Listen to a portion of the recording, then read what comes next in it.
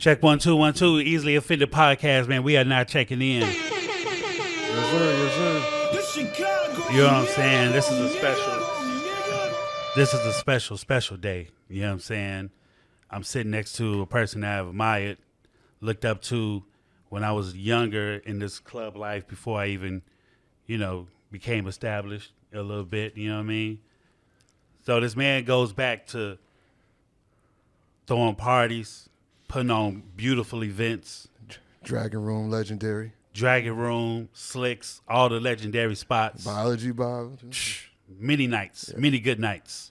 Hustle Period was the company that he started with. Shout out to Don C and Happy and all the brothers out there. And moved to New York, Violator, Jive Records, Managing Kanye. The list can go on and on, man. This man he is the definition of hustle. 35 years doing it right. Yes, sir. 37? 37 in May. Yeah. In May. Man. Doing this shit damn near as long as I've been alive. Man, we got a special guest, man. Motherfucker John Monopoly in the building. You know what I'm saying? Welcome, sir. Thank you, man. Thank you for having me, man. Oh, man. Yeah, pleasure. Anytime, man. Anytime. Appreciate you giving the time. We know you're a busy man. You know what I'm saying? So we had to come see you. We down here in the motherfucking The Waldorf. yeah. You know what I'm saying? Yeah. Different background. Different scenery. Yeah, You know what I mean? We ain't got the brick background today, Right. you know what I'm saying? Or my cat's walking around. Yeah. You know what I'm saying? But, man, where should we start, bro? First off, how's your day? How's your week been, man? It's been good, It's been just sad because we lost Commando, Yeah, Yeah, man. yeah, definitely. That was a big blow for the city right there, for Man, sure. R.I.P. for Commando, man. Straight up. But, trying to stay positive and been, busy working on a bunch of projects and stuff. So, everything's going okay right now. Yeah, man. Yeah, it was a shame, man. Commando, I've been knowing him since 2011. Mm-hmm. We had the heavy hitter interns throwing college parties with us, me and Ferris out there in the south suburbs. And I remember Rita reaching out like, man, I got this new DJ, you know what I'm saying, at my radio station. He wanted to be on the team. We put him on the team. And I sent Ferris a text the other day because he was so excited that Ferris got to finally hear him spin. And he hit me on the Facebook like, man, bro, Ferris finally got me here to, you know what I'm saying? Like, finally got a chance to hit me for the first time. That's great. And I was like, that's what it is, bro. He like, and he going to have me do parties in the city. And I was like, man, but to see that man's yeah, man, it was a tough blow, man. You know what I'm saying? R.I.P. Condolences to the family. Absolutely. Yeah, God I mean, bless him. God bless the family. God bless friends of his. God bless his soul. I had no idea that he was even dealing with something at all. Yeah. And you just never know what somebody's going through. Yeah. absolutely. Yeah. I think on the night, the Friday at Y-Bar, Charles Protege, he said something that really touched on that mental health, what we talked about earlier. He was like, it's hard to be a DJ and a promoter in the city sometimes because you go home alone. You might see the glamour and the glitz. You might see the shots, the beautiful ladies around. You'll think, oh, he got it all. Yeah. But not knowing we can have the shittiest day in the world, but we got to come out and put a smile on your face. Facts. You know what I'm saying? Facts, Like, yeah. we have to push all that to the back and put our best foot forward and give you a wonderful night, memorable nights. Like, you gave me so many nights from Dragon Room and Biology Bar. It was ridiculous. Oh, yeah. You know what I'm saying? Like, movie star type shit. Like, man standing on top of the bar passing out shots for everybody. Oh, yeah. Damn. Like, you know what I'm saying? Like, I was talking to my homie about them nights the other day. Like, we were just young and just. I remember climbing on top of the bar. I know exactly what you're talking about. That's why I used to drink. I just leave it there. I don't drink no more because of shit like that. But it was a lot of fun back then. yeah, but to the mental health thing, you had mentioned something about that you're going into the mental health situation. Yeah. I mean, I myself have bipolar disorder. Most people in the city know that. So it's like I've always wanted to figure out a way to manage my own illness and the difficulties that I struggle with, and then be a part of the solution for others that are affected by this kind of illness or these kinds of illnesses. So I'm working with a small group of people to create an initiative to impact people in the city first, then in the region second, then in the country third, and then globally fourth. So that's how we're kind of building our network and team. And That's I don't dope. want to really say exactly what we're doing yet because it's just Right. being formalized, but we started it. I kind of announced it last night at this gala. So yeah. That's dope, man. That's dope, man. You gotta get a hand clap for that shit, I mean, it's definitely something that's needed. Give crazy people a chance. I mean, I was just talking to a friend of mine last night. I feel like everybody got a little crazy in them some one way or the other, right? Yeah. Ain't none of us out here completely normal, especially if you're getting through this life. Yeah, man. Creators, when you a creative, man, your mind is always racing. Yeah. You know what I'm saying? Sometimes it's hard to sleep at night because you're coming up with the next idea or the next move. I've been You dealing know what I'm with saying? that since I got sick for the first time in '94, and that's when my mind started racing and racing. I got actually kind of like more productive and started to get like a nice successful run in business, but I would always crash and burn and get sick and get hospitalized and have to start from scratch, and it's been tough, but gotta keep going. That's why we hustle, period. Yeah, So exactly. Southside's finance because we hustle, period. That's the whole point. Man, If we for can, sure.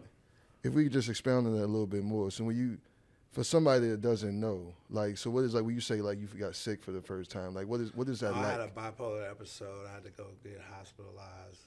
You like feel like you're not in reality. It's a mental break. Yeah. And that's when I started taking different kinds of medications and chemicals because it's a chemical balance Okay. at its core. And so I take these chemicals to try to balance my brain chemistry ultimately. Okay. Do you feel like that's kind of worked for you over the years, or?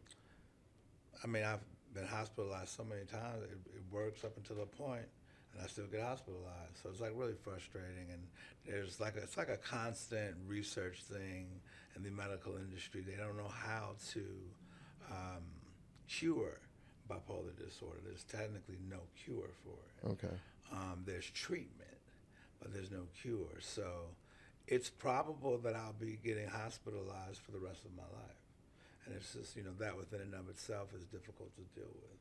So. Right. But Yeah, I can imagine. but since you know it, you know how to, like, when you feel in that point, you be like, oh, Yeah, it gets easier to detect when you're in a danger zone, but I was just hospitalized earlier this year and did all kind of crazy shit, you know what I mean? And that was just this year. And it's just tough, and I have a specialist and therapy and medication. And do you have an assistant? I have a couple of assistants. Okay. I'm sure. I'm sure. I'm gonna say, like, you gotta have some assistants take some of that load off. Like, hey man, I need you to deal with this right now. I need to chill. I need some 3 days of just R&R. Like, Yeah, it's tough. You know what I'm saying, man? So, where did you grow up at? Low end, in the nicest building on the low end, Lake Meadows, Lake Meadows. 601 East 32nd Street. So the southeast corner of my building was on 33rd and Cottage. Okay. 2 blocks away, 35th and Cottage is Ida B. Wells. So my building was super nice, beautiful, great, safe community, fly shit, tennis courts, playground, all that type of shit. But then 2 blocks away was Ida B. So it was like an interesting, So you grew up seeing a really interesting dynamic, right? That's an understatement. Yeah, because like from where you are, like you said, y'all got tennis courts, lakefront right here. 601 building right now to this day. If you go to that building, there's a doorman, there's a playground, there's tennis courts, there's a big field for football and baseball and soccer. Right. All this beautiful community right there, right? And 2 blocks away was Ida B. Well, they tore down Ida B. Yeah, it's all gone now. That's but- all gone. But Yeah, back then it was, Yeah, it was crazy. when the low end was really the low end. When the low end was, and then I went to De La Salle for 2.5 of my 4 years, and I would walk home from school Oh, so you was walking down. Okay, yeah. down 35th, and so it was a little, Yeah, because De La Salle's it's still a Catholic school. Yeah. Right. So that's more private. Yeah. So you're kind of insulated from that area around. But geographically, De La Salle was on 35th and Wabash. Right. And my crib was on 33rd and Cottage. So I was right, straight walk. You know what I mean? Yeah. So but back then it was a little. Now it's cool. But back then it was a little. It was a little. Not too far from Hyde Park, Kenwood, Oakwood. Yeah, and I went to grammar school in Hyde Park. In Kona, right? And I went to early involvement at Kenwood. So like an hour and a half in the mornings. Actually, one time I was dropping. Happy was dropping me off, and I moved when I first moved to Hyde Park. I moved in the cross street from Kenwood. I used to live there. Exactly, that's what he told me. They're talking about the high rise? Yeah, I had a studio apartment on the 3rd floor in the back. First in 2010, 2011. I had that was my 3rd apartment when I was 20 years old. And then Ivan lived at the corner, so we would hook up all the time. That was in '96. Wow. That's when I first. Okay, funny. That's when the Dragon Room was called the Tunnel. Oh, this might even be before your time. Yeah, I did not know. Way before my time. When we first started doing Sundays at the Dragon Room, the name of the club was the Tunnel, and Mark, after a little while, shut it down because he wanted to rebrand it as Dragon Room. Okay. But that's how far I go back with Mark Bortz. But shout out to Mark Bortz. Love always, big brother. Yeah, big. I was 16 at that time, in '96. I was still young in there. I wasn't even. Your brother was there. Yeah, my brother was there.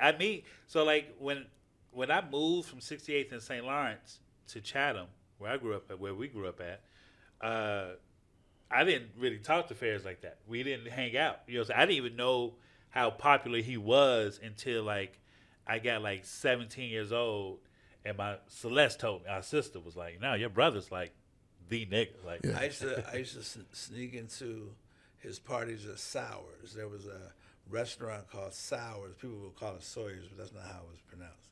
It was called Sours, and he had a crew called the Chicago Bad Boys, and it was no hip hop. It was all house music. He was a house music DJ. This is how far back I go with your brother. In 1990, in 1990, I snuck in a Sours party. I was 15 years old, and it was like, I think it was 18 and over. I don't even think it was 21, but I definitely snuck in because I was definitely too young just to hear him and Terry spin. And it was like just everything to me. Yeah. Shout out to DJ Terry Hunter, friend of the show. Shout out to Terry. Shout out to Pharris. Pharris has been putting in work here for a very long time. Yeah. I've witnessed it as I got older. Very long time. You know what I'm saying? So I didn't even realize him back when we used to be going over his crib to play Madden and shit. Yeah. You know what I'm saying? Like we was just hanging out. Like I just look at him. I don't even call him Pharris. You know what I'm saying? I call him by his name. Like, you know what I'm saying? Like when we in public and stuff like that, because that's what people know him by. But man, so how did y'all start Hustle Period in general? Like, how did you even create that drive? You know, Don and everybody like that. Like, when did that come about? Hustle Period started officially in '98. Okay. But it was a functioning entity really starting in '95 when me, Don, and Happy joined forces. But it was branded as Hustle Period. That's why one of our monikers is Southside's Finest since 1998, because officially that's when we first said, okay, this is the brand. We're going to focus on the Go-Getters and Kanye and No ID and Shawnna and McKelly and Carl Thomas. And Carl so I was Thomas. 98, and that's how that started. So, but it was started as like a nightlife company. Before then, I was producing a lot of shows and concerts and parties all throughout the city. I think you brought Wu-Tang here long. Yeah, like, yeah, that first show in Chicago. What, in Operation 92. Push? No, Oh, it was at I think I don't remember it actually. Damn. that was I think it was. No, it has been. That was early 90s. 92. It was a huge flop, but we did bring them here. It was my first show. I learned a lot, but I did a lot of first. Jay-Z's first show in October 3rd, 1996. Travis Scott's first show at the Metro like 14 years ago. Eric Sermon, Little Kim, Foxy Brown. I brought Foxy Brown here twice. Cameron's first show in Chicago. Oh, yeah. Just a lot of firsts. And then, we developed a lot of nightclubs. We, developed Mercedes and definitely developed Dragon Room, and then went back and bought into Dragon Room and reopened it as a brand called Boutique. Yeah, I remember Boutique. Yeah. Boutique was, me and Mark's, kind of like partnership. Yeah. Because I did Dragon Room for him, and he did really well. And then we programmed it and did the marketing and the launch and operations for Biology Bar. And Biology Bar was really, really successful. And we took a big jump from, like a 450 probably cap room at Dragon Room, to like a 950 cap room at Biology Bar, and we were doing capacity every Friday night, an hour a night that we programmed. It was the biggest, probably still to this day, the biggest weekly hip hop party in the city. We were doing over 1,000 people every Friday night, and the nightlife stuff we did was incredible, but we wanted more. So Don and I, after a 7-year run as being the number one promoters in the region, Don and I left Chicago to support.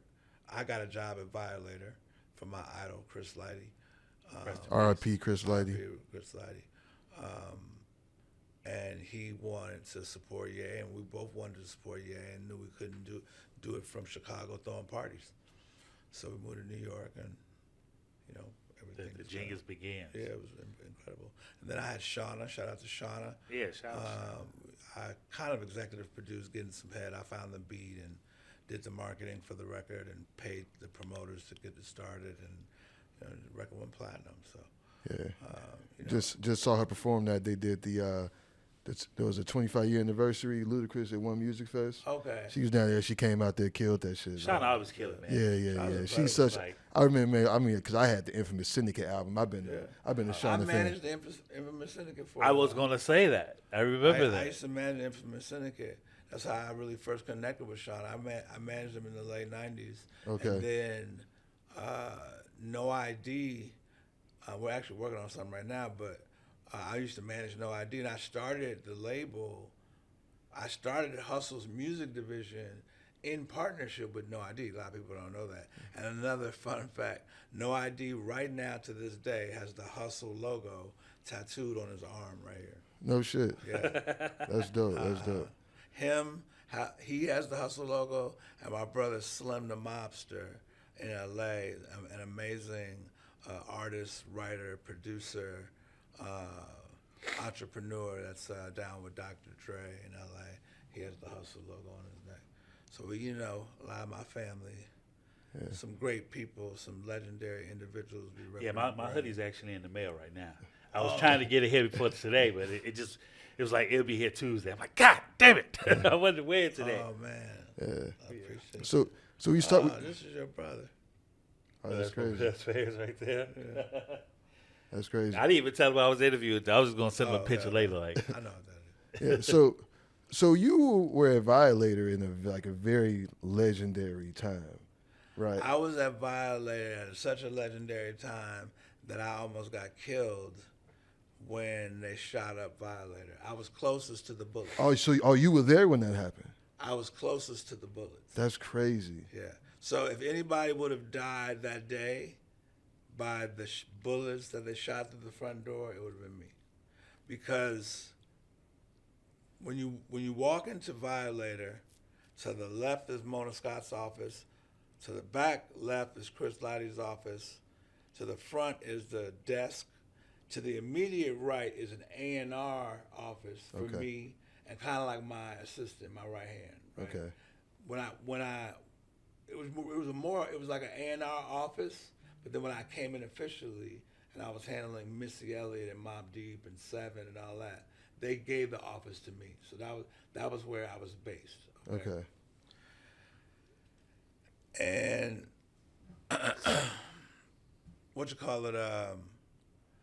I'm in my seat in the office and I hear this bang, bang, bang.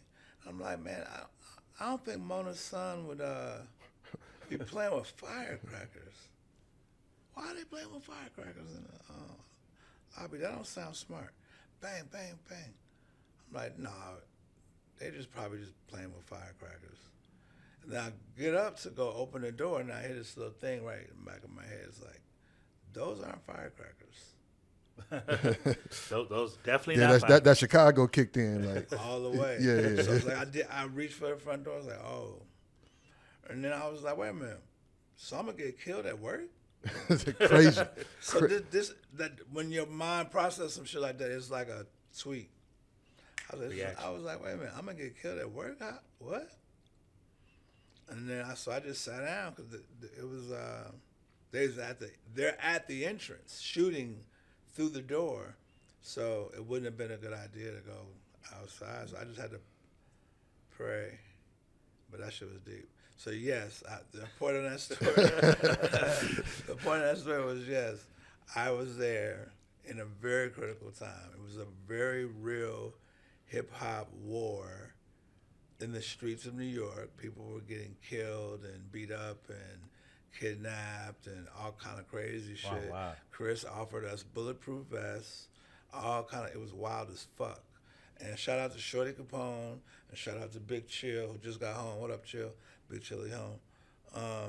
Because I called them and I'm like, man, like I need some help. This is too much. I came out here for like an actual job. Right. And somehow I got in like some blood crip type shit. You know Right, what I'm saying? right. Like I really was just kind of like more interested in the job. Right. You know what I'm saying? Because I'm from Chicago. I don't know these people. You know. Yeah. You don't know the politics. You don't know what's really It's going just on. so complicated.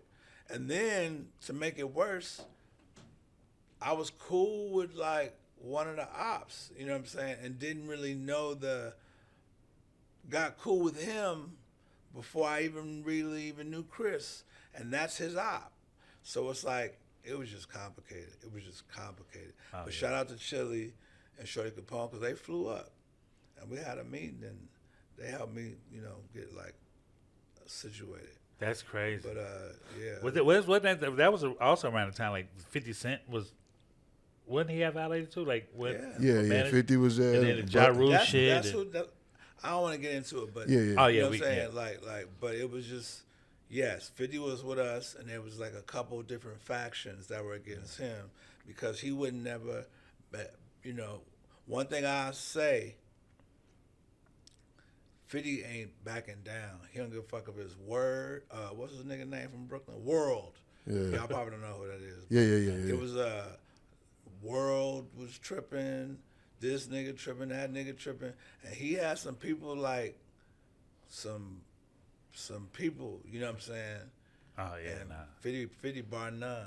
No, 50 is well known. I saw it with my own two eyes. He didn't give a fuck who it was, where you at, pull up, drop a pin. That was his thing. It's still is them old to this day. 50 is not a studio. He is not a studio gangster. Ain't no studio, nothing. And I don't even know him. He don't even know me. Tony Yayo was my man. Tony Yayo used to come to my office and I used to play him beats. Okay. Tony, my man. I was trying to sign Yayo to management at one point. But I never even met 50 to this day. Yeah, man. That's so. Before we move on, man, because I know we talked about this a little bit already. With Commando, because Chris Lighty also committed suicide. Yeah. Oh, yeah. So can you talk about your relationship with Chris Lighty a little bit? My big homie, man. I was my mentor. I had got sick one time and got into it with Puff real bad. ran up in his office. He called the police on me, all kind of crazy shit. See, that's that Chicago shit. And then you ain't even making it a documentary and shit. Yeah, I mean, he had said something I didn't like. You know, ultimately it was like on some like, I don't matter. I don't want to kick him while he down. That's my man. God bless him. You know, I hope he get through whatever he get through. 100%. We got into it. We bumped heads, and it got real ugly. You know what I'm saying? And then I overreacted because he said something I ain't like. So I flew to New York and ran up in his office. Oh, you flew to New York. So you was you was somewhere else, a whole nother city, state when he said that to you. I was in Chicago. And he pissed you off so bad that you went and bought a plane ticket. Y'all know who Craig Elliott is? Yeah, absolutely. Sorry, DJ Craig Elliott. So if you ever ask Craig Elliott, did he pick me up when I got into it with Puff? He the one took me to the airport. That's crazy. I'm about to fuck you up. This is going to make you laugh. I was so mad, I called Craig. I didn't even have a flight. Yeah. So I said, take me to the airport immediately. And I just went and looked for the newest flight. You understand what I'm trying to say? Right. I wanted to get there so bad. So you didn't even have no flight? No, you just went to just take me to the airport, nigga. I figured it out. When homie said what he said, and again, that's we way past this. Yeah. We have bumped heads. He said something, I said something. But when he said what he said, it fucked me up so bad. I said, what? He said it again. I said, nigga, I'm on the way. I hung up. Is you cool? I hung up. And I called Craig. I said, Craig, you got to come get me right now. Right now. Not now. Right now. Man, please. Craig took me straight to Midway. I'm like, Craig, I'm going to hit you. I appreciate you. I went to each airline. When's the soonest to New York? When's the soonest to New York? When's the soonest to New York? Man, I went straight. I flew. Now, mind you, I'm sick at the time, you know, so I'm not in my right mind. Right. And I landed, took a cab to his office, ran up in there. He called the police on me. Damn. I had to run out the front door. But look, show you how shut kind of relationship I have with Chris. Chris gets the call.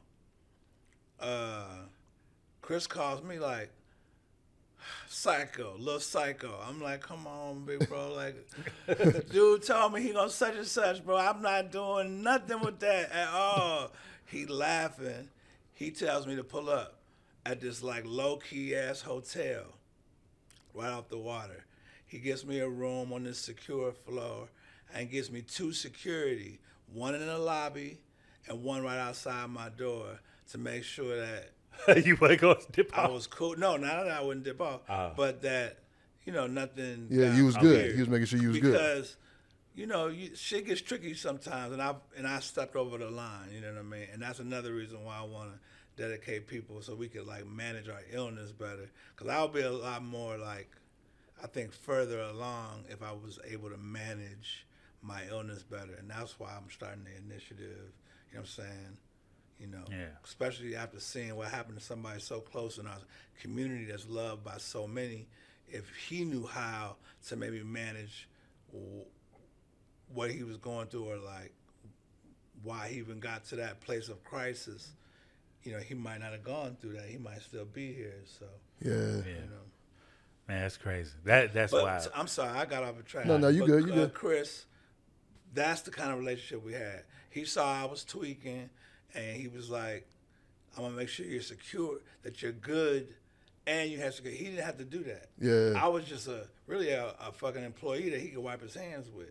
Yeah. Kanye wasn't popping at the time. It wasn't like I had some big, huge, successful thing, but he you know, but he fucked with me because we made money together. You know what I mean? I made some money with him with Missy Elliott. We got some hit records. Matter of fact, one of the beats I gave her that she turned to wasn't a hit, but it was a successful song, Knock Knock, from Monica. Kanye produced that. Okay, yeah. And then Spike and Jamal, the kids from Chicago I used to manage, they did So Gone for Monica. So nice. That was a top 10 record. That was definitely a hit. Monica's last hit. So you know what always makes me like super excited about Chicago is that in every facet we are a staple in hip hop. Yeah. Whether it comes from business, producing, writing, promoting, managing. You know what I'm saying? Like, I remember watching you on Channel Zero. You know what I I'm used to do saying? promotions for Channel Zero. And then now Channel Zero, Cootie and them, they got big shit popping. All in LA doing shows, doing they're killing movies, it. They're killing it right now. everything. You know what I'm saying? And then with yourself, so like, when did you notice that Kanye was going to be the genius that he was going to be? 1991. When I met him, I started managing him in 92. I officially became his first manager in 1992. Up until then, he was managed as a part of a group. Go Get Us. No. Oh, no, it was. Yeah, Go Getters was the State of second Mind group. was Oh, first. second. Oh yeah, No, yeah, Go yeah, Get Us is yeah, the yeah, third. It was the third. I thought it was the second. So Okay. there was the Outfit is the second. Okay. And I actually made up the name for the Go Getters. It was I got it from my Uncle Rock. Shout out to Rock. So yeah, it's State of Mind, the Outfit, and Go Getters. That's how I went. Oh wow, yeah, man. So yeah, I met him in '91 through Lucian, my boy Lucian, and shout out to Gene as well. And I started managing him the following year in '92. Wow, and that was like the start of it, like, cause you've been working with him, like, even though like when you're not working with him, y'all homies. It's like the brother. You know what I'm saying? It's like family. Yeah. So like, I don't know that we're homies, but we're definitely family. We're definitely family. Yeah, definitely Absolutely, family. yeah. I would say But that. we don't really hang out like homies, full transparency. But that's my brother. He just brought me and my wife to Tokyo a couple weeks ago for his show with Travis, and I told him that, it was our wedding anniversary, so he made me look cool and made a nice trip out of it. So That's nice. That's nice. Yeah, but we're it's more of like a brotherhood. I look at him as like my brother, and even if we don't talk for months, you're still my brother. Yeah. I mean, y'all have been through a lot. I mean, you talk yeah. about from 1991, and when you talked about, like I said, when you were at Violator during the time, like nobody really thought Kanye was going to be who he was outside of probably you guys and obviously Ye himself. Oh yeah. Right. I mean, obviously Ye always believed, but nobody really. I still remember like when College Dropout came out, and I remember being surprised myself, right? Because we all knew Kanye had beats, right? Yeah. And we saw, but at the time, most producers, they tried to rap. It was just kind of like they was just all right. Yeah. You know what I'm saying? I mean, you had your people like Pimp C, Dilla, whatever like that. But like most people, but neither of those people achieved the level of notoriety and fame and popularity that Ye has achieved. Right, so when you go through something like that with somebody, and the ups and downs, the struggles, y'all come from nothing to building that, then yeah, of course, that seems like it would be a relationship that would be more conducive to family, right, rather than anything else. Yeah. Man. Yeah, absolutely. I mean, like I said, I would more so term it when you're over 3 decades in with somebody, he's definitely a friend, homie too, sure. But I think that kind of limits or almost marginalizes what it really is. It's definitely more of a brotherhood and more of a family, to your point. Yeah. Yeah. So, and just real quick, how is he doing? Is he? He's doing a lot better. He's taking care of himself a lot better, and paying more attention to his health, and that's all we can do. We're getting older. Yeah. When I met him, I was 15. Now I'm 50. It's a different time. Wow. Yeah. That's a lot of history right there, man. A lot of history. So you also managed a few other artists. Like I said, one of the artists I know, we was in Southwest by Southwest with King Louie. You know what I'm saying? You have. I didn't really manage King Louie. I had a partnership. Oh yeah, a partnership with Lawless Records, and I got him signed to Sony. Yeah.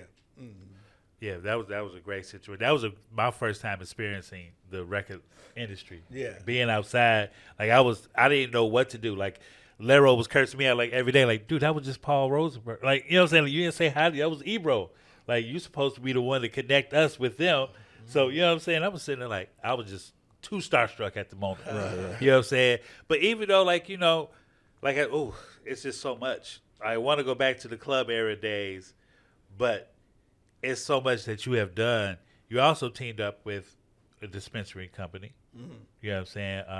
With Al Harrington. Yeah. So it was a company called Viola, founded by Al Harrington and Dan Pettigrew. Dan Pettigrew's from the south side of Chicago. Yeah. I've known him for over 30 years. It's funny. He wanted to be a promoter in 1997, and I did a party with him at it doesn't exist anymore. Now it's called Gold Coast Social. Okay. No, that's not true. Now it's called Galleria. And me, Dan, and his partner did a party. It was so successful. It was Thanksgiving in '97, Thanksgiving Day. The party was so successful that I promoted for him. The line was 2 blocks long. Oh, wow. We became instant friends because everything I said that I would do. The club was at its capacity, it was sold out, and he was like, man, he paid me, and you know how it is. You start like, you ask somebody to do something, they do it, you pay them, you know. Y'all friends now. Yeah. You gotta broke bread together. Yeah. It just kind of worked out. So, you know, we've been making plays forever, and they started this company, I don't know, 13, 14 years ago or some shit. And they're really killing it. Like, those guys are amazing partners. I'm just happy to be a part. Yeah. We have 2 stores in St. Louis, 2 stores in Illinois, in Chicago, a store in Hoboken, a store in Baltimore, and we just won the license for New York. Nice. We're building 4 stores in New York. So Nice. 4 stores. 4 stores. Oh, that's just gonna be a lot of flour. Yeah. That sounds like a great time. The way to market everything into the music, the clothing, the dispensary. And then I'm trying to diversify. I got a piece of Event Noir with Jeff Osuji, the brother who owns Hue. Event Noir is a 8-figure company built in Chicago. It's the largest black-owned ticketing platform, and I'm a partner in that company. I help them raise some money. Slutty Vegan, which is a vegan fast food chain. What else have you not done, bro? I mean, I'm just, my wife likes nice things. So. Hey, you gotta keep the happy. Happy wife, happy life. Man, Yes, sir. That's I'm trying to get kicked out the house. How long you been married for now?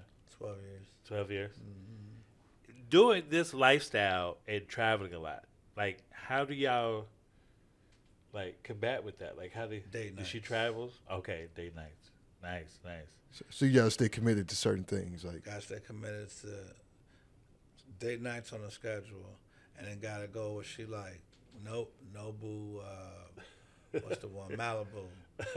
Nobu Malibu or Baldy, Giorgio Baldi. Right. The only reason why I bring that up is you know say because, like we mentioned earlier today, when you're in this business and you're moving around, you need a solid partner behind you. Yeah, for sure. Just gonna keep pushing you. You gotta do it. Making sure you and good. You gotta make sure you on time and you're present when you're together, and you know. That's a beautiful. So do you have to like turn your phone off, or can you allow you? She knows I can't turn my phone off, but I can be on it. Right. I can't be on my phone. Yeah, of course. That's what I'm saying. You got to be present. So I just got to know, like, I have, like, one of my staff, like, I'll be trying to figure it out. I still be getting cursed out. Not cursed out, because my wife not like that. She don't talk crazy. But sometimes I get a little attitude, but she's the best thing that ever happened to me. So. Oh, that's beautiful. That's beautiful. That's dope. And congratulations on your anniversary, by the way. Yes, oh, yeah, thank you. Yeah, man. It was just a couple weeks ago. So we want to take it back a little bit because you also discovered or responsible kind of for bringing out another very central figure in the culture, Virgil. So can we talk about, like, how you met, how you initially connected with Virgil? Yeah. Shout out Vic Lloyd. Shout out to Vic. I met Vic through my big homie J Boogie. I met Virgil through my big homie J Boogie, but J Boogie got with Virgil through Vic, for the record. Okay. But I got with Virgil through Boogie. I always go to Boogie to get design advice and guidance and stuff like that for like different marketing initiatives and stuff. And I started seeing this guy's artwork out, and I'm like, man, who is that? What is that? Who did that? Who, just inquiring. Uh-huh. And it's Virgil, and Boogie's like, oh yeah, that's who should rock with type of thing. And I met him, but he was an intern for Boogie at the time. And we met, hit it off. He started coming to my house every day after, I think it was work or school, or I don't know what he was doing before, but it was 2006 and he started coming up. Or maybe even it was early 2007, maybe late 2006, I don't know. But he started coming over to my house every day working on design projects for Hustle. Okay. Uh-huh. So it was kind of like it wasn't a formal internship like, go get coffee or some shit. You know what I mean? It was just like, he was coming over every day, designing for my brand Hustle. And I wasn't paying him, you know what I mean? It was just like a relationship we were building. Yeah. Finally, I saw Ye call me, and it was almost like serendipitous. He's like, man, it's art director, Def Jam. I'm not really rocking with him. I need somebody else. I'm like, it's so funny. You need to meet this guy, Virgil. He's really good with Photoshop, and I think he could like fuck with you. He has the right temperament. This was about after maybe 4 months of Virgil just coming over like every day, just working with me. So I slid him in with Ye through Ye's desire for a new art director. Okay. And then he met Virgil. They got along well, and then it went from there. And then I introduced him to Don C, and then they started a company, a brand called RSVP, and it's a really successful brand and retail chain and all that. And then I introduced him to Ivan, and him and Ivan did stuff together, and they had a crib together, and so I kind of brought Virgil in our crew, what I'm saying? So. And like what was your to see him go to where he went? You know what I'm saying? He changed the world. Let me tell you. So he had me and my wife come to the show in Paris. Okay. Now I wear the same shit every day. I don't go to fashion shows in Paris. That's not my thing. But my wife she one of them. You know what I mean? Right. So she hit me with the your boy. Got a big show in Paris. You gotta call them. We going. We going. I'm like, already brought my dress. Are we going? I was like, I didn't know we were going. Are we going? Okay. Thanks for telling me that we going. Did you get the tickets? Did you call this nigga? Right. So I hit him like, I didn't want to be weird, but I was like, bro, just make me look cool, man. Damn. Just make me look cool. Send a black car. Let me. You know what I'm saying? You can send a PJ if you got it. You know what I mean? It's cool. That's what I'm saying. We'll do that too if you. I wasn't even ask for the PJ. I just wanted a pair. Give me some good ones, not too high up in the bleachers, man. No, yeah. So he did me like a player, man. Made me look real cool. She had a good time, and oh man, to watch how he just took over the world. Yeah. And it was really kind of fast. Yeah, it was. Very fast. It was because I met, that's what I'm saying. I started rocking with him in 2007. He was fuego by 12, or maybe even 11, maybe 11, 12. Yeah, I think. Yeah. I don't know, but I know it didn't take that much time for that nigga to be just fuego. Yeah. And it seemed like it just as quickly as he came. Yeah. He was gone. It was it was really unfortunate. So sad. Yeah, how that happened. So sad. And I know also. Virgil. Yeah, R.I.P. And I know that like he was able to get the thing with Louis, right? Yeah. Yeah, right. And I know that kind of like caused a little bit of a rift between him and Ye. Yeah, I don't know about this shit. Yeah, that ain't really. Right. Yeah. I think it was something, but I don't know. But you know, they still that touching moment Yeah. of Virgil walking down the Yeah. runway, Yeah, yeah, and yeah, giving yeah, Kanye yeah. and embracing. Yeah. That could yeah. tell you how close they were. Right. And yeah, like for sure, you for said, sure. they- Brothers they- gonna they- get into it. Yeah, Yeah. they became really close. Yeah. So it's like, people get into it. But that's still my brother. Right. You know what I'm Yeah, saying? yeah, We back, exactly. nigga, you ate all the fucking Captain Crunch, nigga. What the fuck? Like, you know what I'm saying? You hate that nigga for 5 minutes. You know what I'm Right. saying? Fuck you, man. Yeah, 5 minutes later, it's like nothing That's ever happened. funny. Yeah. Right. Yeah, man. But like he was definitely like, you talk about somebody that's really like still his influence is still heavily felt. Yeah. Even after all these years passing. So when you talk about two of them, when you talk about Virgil, you talk about Ye. Like these are two of the most influential people that the world has ever seen. Yeah. Love them or hate them, right? And definitely the two most influential from the city. Oh yeah, So 100%. if that doesn't speak to the lineage and legacy of Hustle Period, because both of them people came from Hustle Period. That's my point. You know what I'm saying? Yeah. Ye's first manager was Hustle Period, and Virgil was a design intern for Hustle Period. I got a design that Don C found in storage.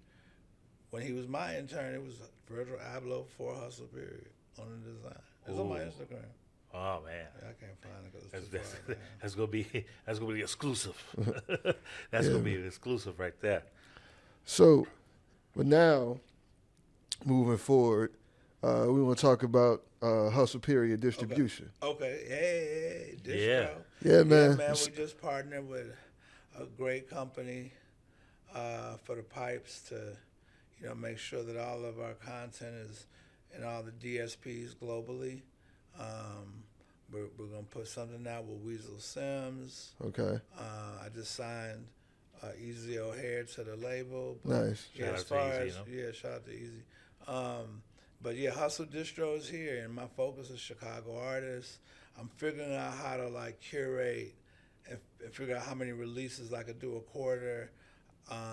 But just go to the website and you can email us and submit music and all that. It's already live.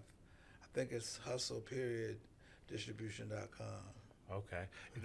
It's so dope because we're at this point in time, like me and Rail, the past few episodes, we've always talked about this. Like, this is the second wave of Chicago music. Mm-hmm. You know what I'm saying? We had the drill era. But before then, we had the Common, the Kanye, the Lupes. You know what I'm saying? That era. Right now, it's like a different surgence in Chicago music. You know what I'm saying? We pretty bar heavy in Chicago now. We party pretty bar heavy. You know what I'm saying? Paramera P, Jujilla, all those cats out there, Fillmore, I Am God. Yeah. Like all these cats is just remarkable. Yeah, super lyrical. Super lyrical. Vic Spencer. You know what I'm saying? Gotta shout out my mans in there. Yeah. So I've been reading about it, and you talk about like you want to focus more on independent artists. Yeah. So is it kind of like a leveling the playing field deal, or try to give them like, so do you don't necessarily have to, as you make it easier for them to actually achieve what they want to achieve, which is real say wealth? as far as getting their music out, I just wanted to give them another opportunity, another option. Yeah. We're only going to do a couple projects a year at first, like small number. I'll know how many per quarter within the next week or two. But, if it starts to buzz and you start to get some traction, we have budgets that we can tap into to help to, fuel the flame, Facilitate the dream. Exactly. So, Yeah, I'm excited about it. And it's really for the city. Like, I'm not really going to make no bread on it like that. Like, I just got tired of always seeing all of our people run out the city, you know what I'm saying, and give all this stuff to, Josh or just somebody out of towner. You know what I mean? Yeah. Fuck Josh. Fuck the out of towners. You know what I'm saying? Like, why not, somebody that looked like me, from the South Side. You ain't got to run the Josh. You ain't got to run the out of town. Keep it right here. Right. You know what I'm saying? Keep it all in the family. Keep it all in the family. That's just like. So, how do you feel about the Chicago music scene right now? Is it anybody that? Well, I mean, obviously I don't want to ask you that because I don't want to get nobody like, yeah, he looking at me, you know what I'm saying? Yeah. But like, how do you feel about the Chicago music scene right now? Like, do you really think it's some good shit, man? There's some good stuff coming. There's some this stuff. I like a lot of stuff that's coming, right now. I like that Baby Chief. You know what I'm saying? Yeah. I think he hot. That THF, G Baby. Trying to think. Of course, Easy O'Hare, the young man I just signed. I'm so excited about. Weasel Sims. Joey Perp got a record. Joey Perp got a record. For real? I really think he's gonna sneak if he can position this thing right. He got this one single. Damn, man, what the fuck is it called? Joey Perp been out here, man. That whole he same he got a record. He got a record. He gonna fuck around, sneak up on y'all. Oh yeah. But no, it's some things. I like Saba. Yeah. Yeah, he dropped a really good. What was that? It was him and No ID. Had that project. Yeah. That was the last project he came up with. Was really, really solid. That means shit to me. I've been listening to the G Herbo last album. Oh, come on. That Herbo album. Herbo goes without saying. He's the tip of the spear. He got it over everybody. For real, right now, and man, because he Herbo the one. I thought you were saying like ones to watch, like on the come up. Herbo the king for the city right now. Yeah, 100%. I'm talking about 1,000%. Herbo got it. Yeah. Shout out to Mick too. Yeah, But Herbo definitely got it for the town. But I thought you meant like up and comers, like ones to watch type of vibe. Well, no, I wouldn't put him in that category. No, definitely wouldn't put him in that category. It was just me personally. I've always, I'm a boom bap hip hop person. Yeah. You know what I'm saying? So like, so am I. Yeah. But Herbo can spit, man. He just went. He's on that Kanye. I mean, that Kanye. Yeah. Herbo just went crazy on. Yeah. So that's it. It drew me to it. You know what I mean? Lately, but yeah, man, it's been so long since we've been at this level of success and accomplishments of Chicago. Yeah, but you also have so the Best Served Cold. Yeah, creative agency where we're pairing artists with brands for different kinds of brand partnership deals. Okay. And we got some great artists that we're working with and some amazing brand partners. So I'm excited.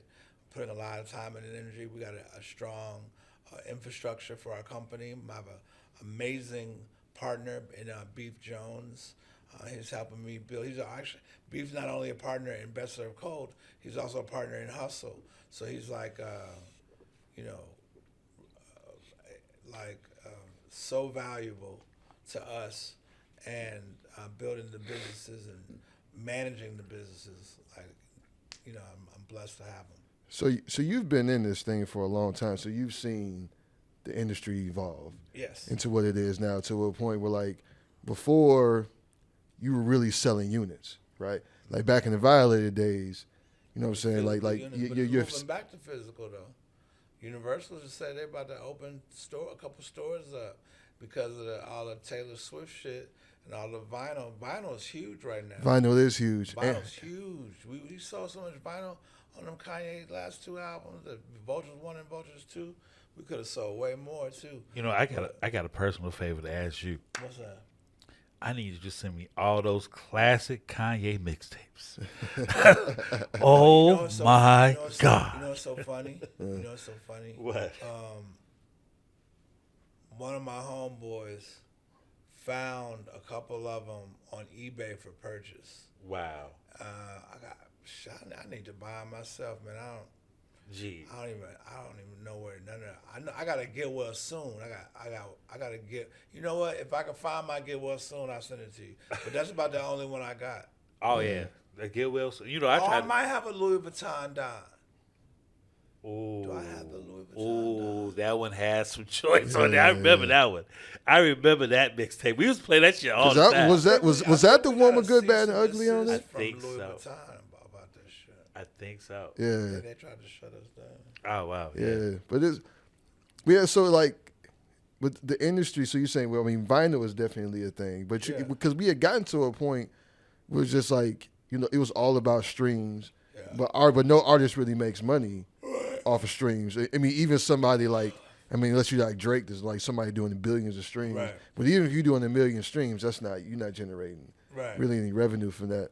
So like it seems like what you're doing is kind of like trying to deal with this new age of what we have in here, so the artists can still like have success monetarily, right?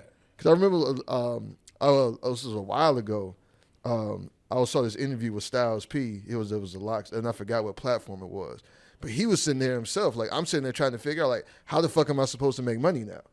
You know what I'm saying? Like outside of like, okay, we do shows and shit, but like my music is out here, people are listening to my music. To your point, man, that's why I started the agency. Yeah. Because it becomes so hard to really make money and to really make a living and build a real business on the music side, that I wanted to have something that functions and generates revenue separate from having to rely on album sales and merch. Right. So you can focus on the brand partnership deals and things like that. That's why we got Best Served Cold.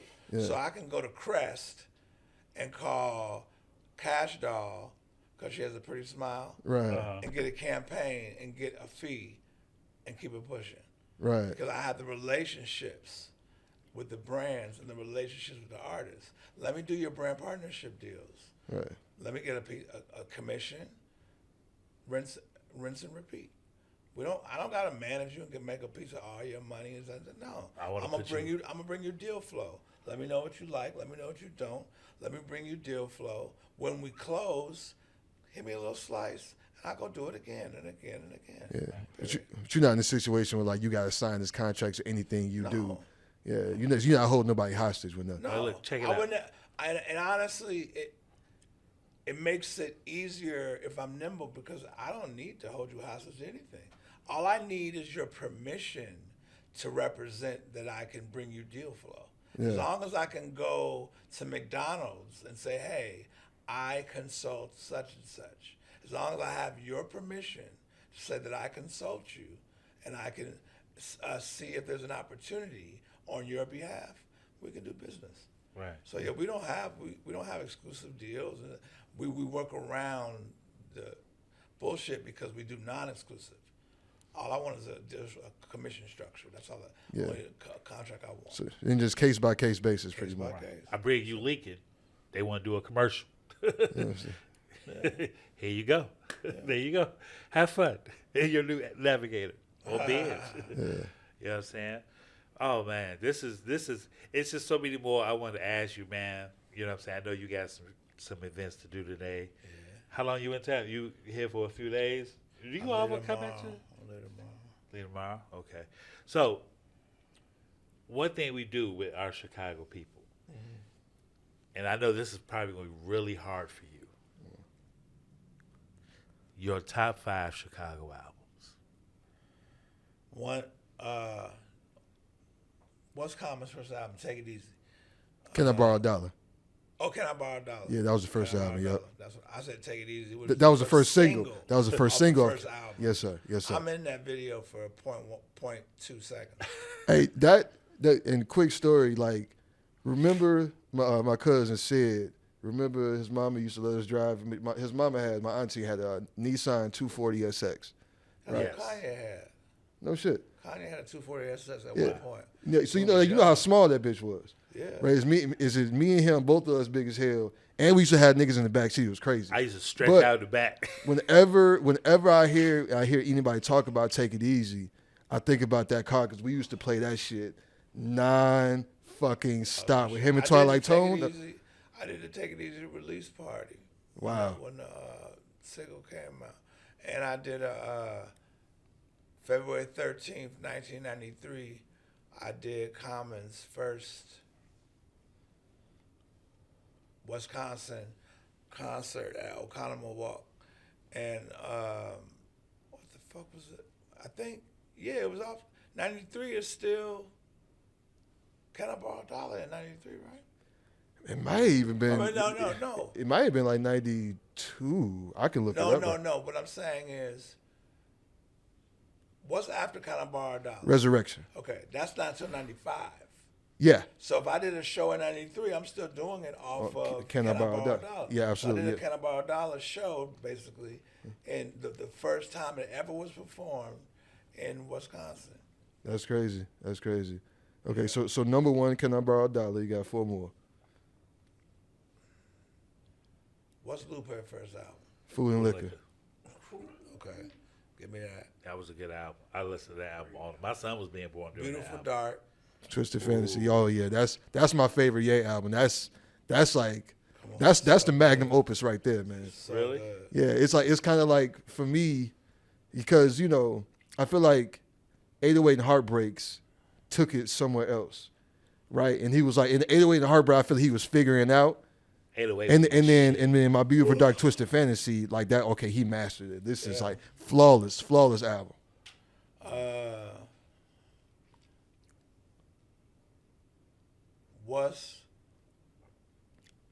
What's Do or Die's second album? Oh, what's the title of that album? It's crazy. Shout out to them. They had that Do Union came back and popped for them years later. Heads or Tails. Okay. Heads or Tails. That's that. And then Crucial. The Final Tick. Final Tick. Final Tick. That was YP's. Yeah, YP said that. Yeah, YP. the Final Tick. That Final Tick Shout was out a to good. Backwood, man. Yeah, we just had them shout out. Make sure y'all check out that Yeah, episode. that YP. episode just dropped. That episode just dropped. Yeah. We was talking when we was talking with Bruiser, and Bruiser told us a funny. Yeah, we told us a funny story. Yeah, that dude has some funny ass stories, man. Yeah. He was like when Kanye was like, he was like, oh yeah, hey John, he coming with us. He was like, yeah, John, I'm coming with him.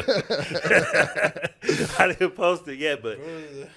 he was like, I was just in the bag. Asked Bruiser by the time I got him a record deal with Koch. Koch, wow. Yeah, he had a song with Gutted Chick with Shawnna. It was Bruiser and Shawnna.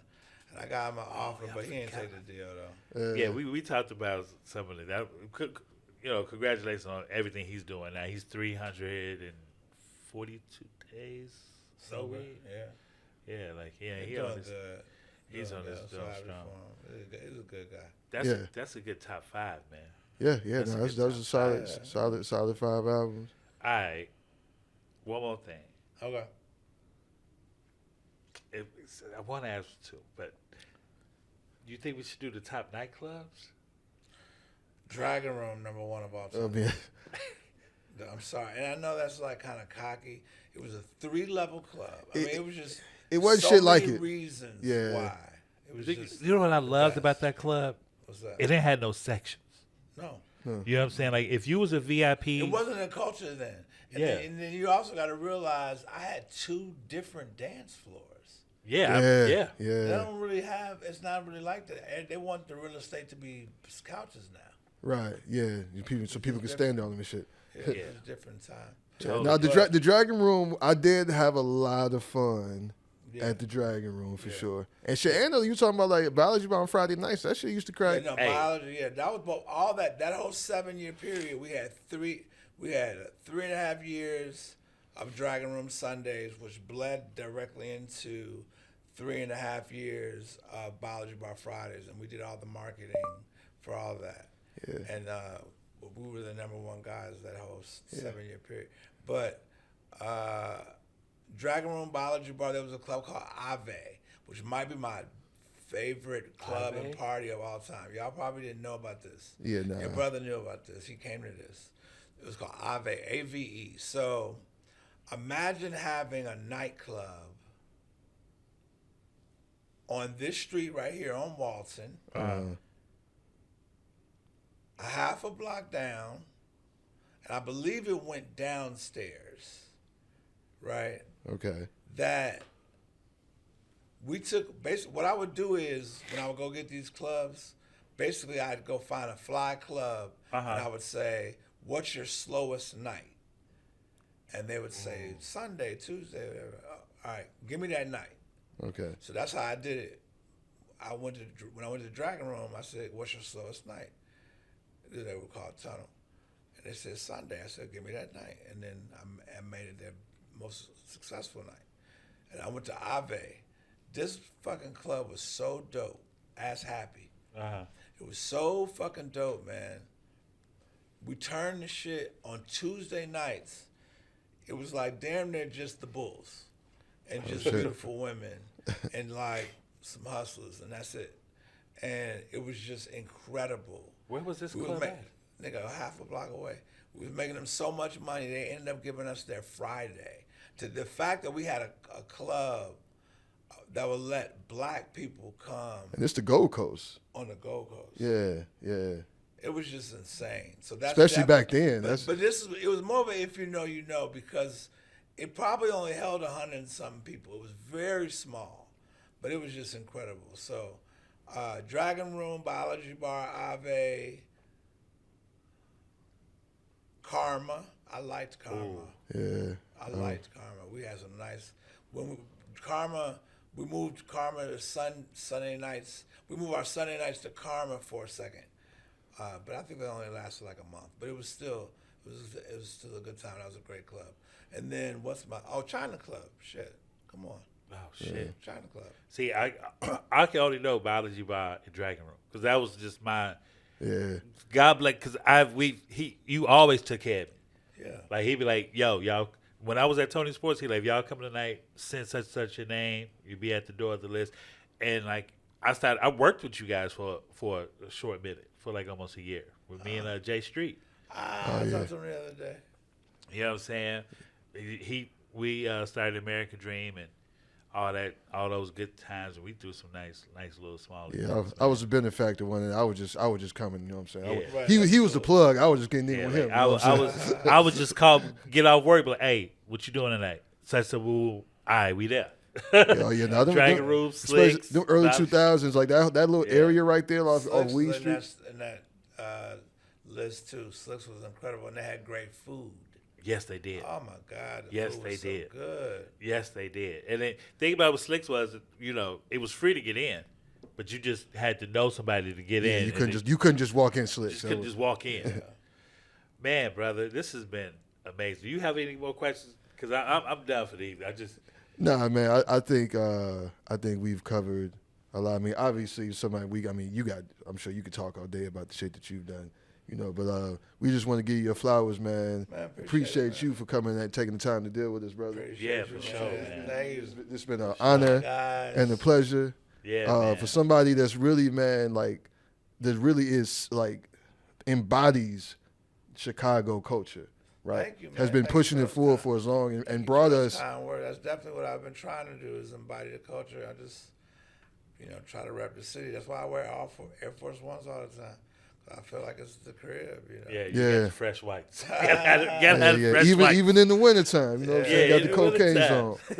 In the wintertime. And people be trying to act like Chicago ain't the people that really made Air Force Ones crack like that. You know what I'm saying? People be trying to act like. I feel like Chicago don't get credit for a lot of shit. Yeah, but but people didn't know. They know. You know what I'm saying? And the motherfuckers know. Really understand. They respect everything. So what else you got going on for today? I mean, coming up. Yeah, period. What's next for you? What's on the horizon? Bird Salad, Bird's new cannabis brand. Shout out to Bird. Shout out to Bird, Biggity, West Side's finest.